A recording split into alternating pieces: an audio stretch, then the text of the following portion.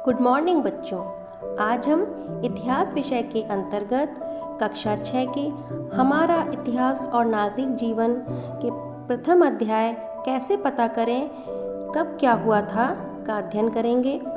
इस पाठ में हम जानेंगे कि जो समय बीत चुका है उसके बारे में कैसे पता लगाते हैं। बच्चों, यदि आपसे कहा जाए कि 3-4 साल पुरानी बातें बता लेंगे तो आप निश्चित तौर पर बता लेंगे। यदि 40-50 साल पुरानी बातें पूछी जाएं तो आप अपने घर के बुजुर्गों से पूछकर बता लेंगे।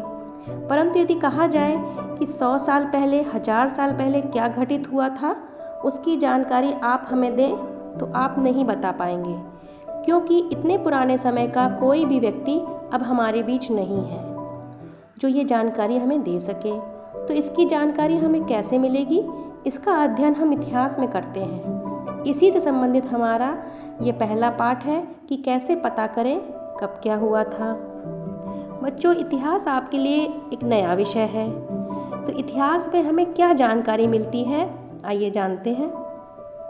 बच्चों, इतिहास से हमें बीते हुए समय और उस समय के लोगों से संबंधित जानकारी मिलती है।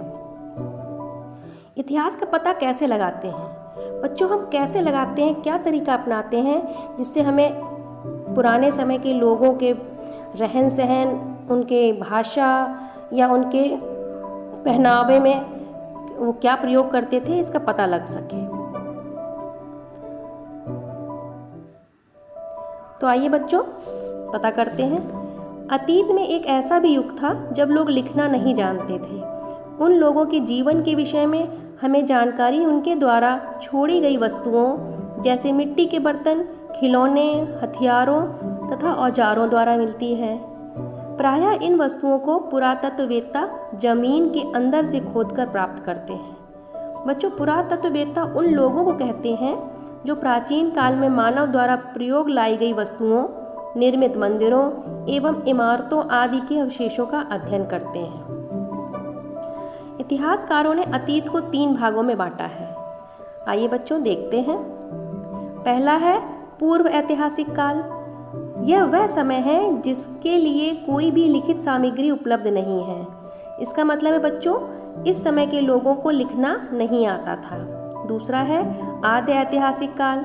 यह वह समय है जिससे संबंधित लिखित साक्ष्य प्राप्त तो है किंतु उसे पढ़ा नहीं जा सकता है, क्योंकि बच्चों उस समय के लोग देवनागरी लिपि का प्रयोग नहीं करते थे। तीसरा है ऐतिहासिक काल। यह वह समय है जिससे संबंधित लिखित सामग्री से हमें जानकारी मिलती है और उसे पढ़ा भी जा सकता है। ये देखिए बच्चों, ये आपकी पुस्तक का ही छायाचित्र है। प्राचीन काल में मानव ने जब लिखना शुरू किया तब उसे कागज का ज्ञान नहीं था।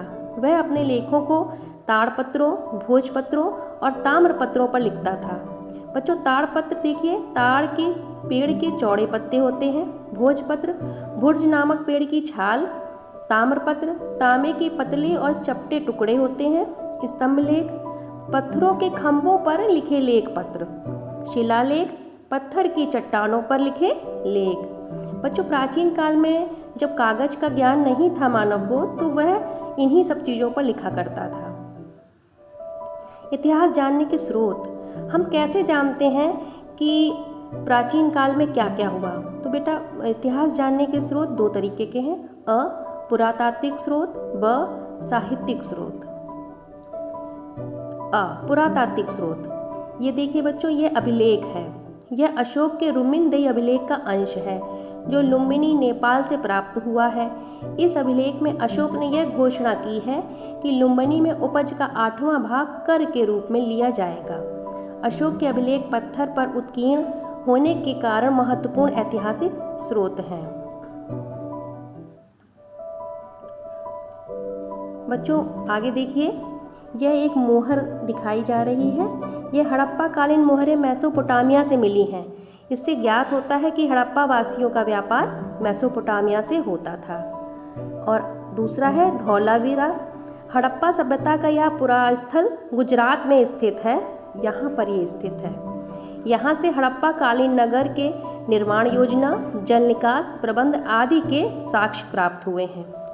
अगला है सारनाथ स्तूप। सारनाथ उत्तर प्रदेश में स्थित इस स्तूप धमेक स्तूप का निर्माण मौर्य वंश के शासक अशोक ने कराया था। महात्मा बुद्ध ने सर्वप्रथम सारनाथ में अपना उपदेश दिया था। यह सारनाथ का चित्र है। वह है साहित्यिक स्रोत। बच्चों, ताड़पत्रों, भोजपत्रों, तामपत्रों, चमड़े व लकड़ी के पट्टों पर लिखित लेखों के साथ साथ कुछ साहित्यिक ग्रंथों से भी हमें लोगों के रहन सहन, विचार, खान पान इत्यादि की जानकारी प्राप्त होती है। जैसे बच्चों, ये कुछ साहित्यिक स्रोत दिए गए हैं, जिसमें कि पहला है धार्मिक साहित्य। धार्मिक साहित्य बच्चों वो होता है जो हमारे धर्म से संबंधित होता है। इसमें पहला है वेद। वेद में वैदिक कालीन विवरण प्राप्त होता है। नंबर 2 पे है रामायण एवं महाभारत, जो कि वाल्मीकि एवं वेदव्यास द्वारा लिखा हुआ है। महाकाव्यकालीन समाज का वर्णन इससे प्राप्त होता है। तीसरा है जैन एवं बौद्ध साहित्य जातक कथा। 6ठी शताब्दी ईस्वी पूर्व की राजनीतिक, सामाजिक और धार्मिक स्थिति इस साहित्य से प्राप्त होती है। अगला है धर्मेत्तर साहित्य। धर्मेत्तर साहित्य वह साहित्य है जो कि धर्म से अलग है, जिसमें देखिए अर्थशास्त्र है जो कि कौटिल्य द्वारा लिखा गया है। मौर्यकालीन समाज की राजनीतिक, सामाजिक, आर्थिक एवं धार्मिक स्थिति का ज्ञान होता है इससे। अगला है राजतरंगिणी, जो कि कल्हड़ द्वारा लिखा गया है।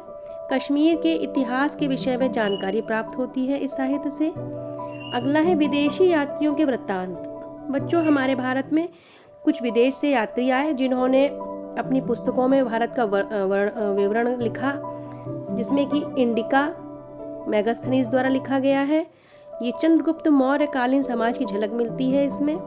यात्रा विवरण, जिसको कि फाहियान चीनी यात्री था उसने लिखा, जो कि गुप्त काल से संबंधित है। यात्रा विवरण ये हुएनसांग द्वारा लिखा गया है और हर्षवर्धन के शासनकाल का विवरण प्राप्त होता है इसमें। इसके साथ ही बच्चों आगे देखिए,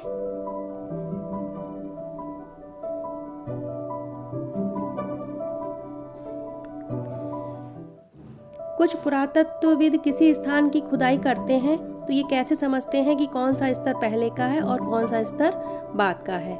तो बच्चों, इसमें देखिए ये एक टीला बना हुआ है। यदि इस टीले की खुदाई की जाती है तो इसमें जो सबसे नीचे वाला स्तर है, यह स्तर सबसे पुराना प्राचीन स्तर माना जाएगा, और इसके बाद जो सबसे ऊपर है यह स्तर बाद के युगों के माने जाते हैं।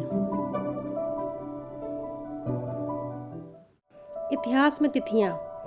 बच्चों, इतिहास में कुछ तिथियों का प्रयोग किया जाता है, आइए उसकी जानकारी ले लेते हैं। इतिहास में कुछ तिथियां ईसा पूर्व में होती हैं और कुछ ईसवी में। ईसा पूर्व का तात्पर्य है ईसा मसीह के जन्म से पहले का समय। इसे अंग्रेजी में BC अर्थात बिफोर क्राइस्ट लिखते हैं। इसी प्रकार ईसवी को अंग्रेजी में AD लिखा जाता है। AD लैटिन भाषा के 2 शब्दों एनो डोमिनी से बना है। AD का मतलब है ईसा मसीह के जन्म का वर्ष, अर्थात ईसा मसीह के जन्म के बाद की तिथियों में हम ईसवी या AD का प्रयोग करते हैं। आइए बच्चों, अब इस पाठ के अभ्यास प्रश्न देख लेते हैं। प्रश्न नंबर 1 क प्राचीन काल के मानव किस किस पर अपने अभिलेख लिखते थे और क्यों? उत्तर देखिए, प्राचीन काल के मानव अपने अभिलेख ताड़पत्रों, भोजपत्रों, ताम्रपत्रों तथा बड़ी बड़ी पत्थर की शिला तथा स्तंभों पर लिखा करते थे, क्योंकि उस समय कागज का आविष्कार नहीं हुआ था। अगला प्रश्न, पाठ में आपने सम्राट अशोक के किस अभिलेख के बारे में जाना? उत्तर, पाठ में सम्राट अशोक के लुम्बिनी अभिलेख का उल्लेख है, जो कि रुमनदेई अभिलेख का अंश है। अगला प्रश्न, इतिहास लेखन में सिक्के एवं अभिलेख किस किस प्रकार सहायक होते हैं, लिखिए। उत्तर, इतिहास लेखन में सिक्के एवं अभिलेखों का विशेष महत्व है। सिक्कों से तत्कालीन शासक का नाम, उसका समय, सिक्के की बनावट से उस समय की कला तथा धातु से आर्थिक स्थिति की जानकारी प्राप्त होती है। अभिलेखों से उस समय के राजा का नाम, उसकी नीति, कानून, शासनकाल, लिपि, भाषा, साम्राज्य विस्तार, सभ्यता, संस्कृति आदि की जानकारी होती है। अगला प्रश्न देखें बच्चों, मेगास्थनीज की पुस्तक का नाम क्या था? मेगास्थनीज की पुस्तक का नाम इंडिका था। बच्चों, ये कुछ अभ्यास प्रश्न थे जो कि पाठ से संबंधित थे। आपको ये सारे प्रश्न अपने कॉपी पे लिखने हैं और मेरी समझ से आपको यह पाठ अच्छे से समझ में आ गया होगा। अब अगली क्लास के लिए फिर मिलते हैं, तब तक के लिए बाय बाय।